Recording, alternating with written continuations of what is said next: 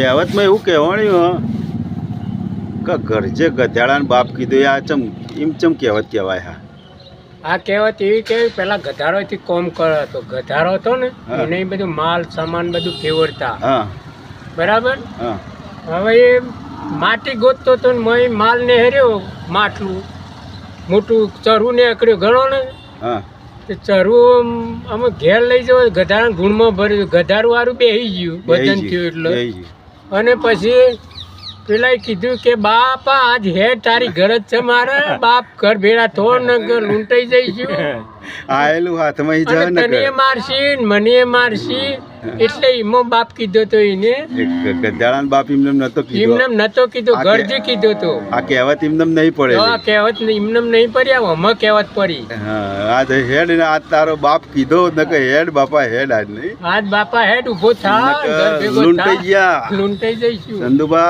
જય ભગવાન જય દ્વારકાધીશ.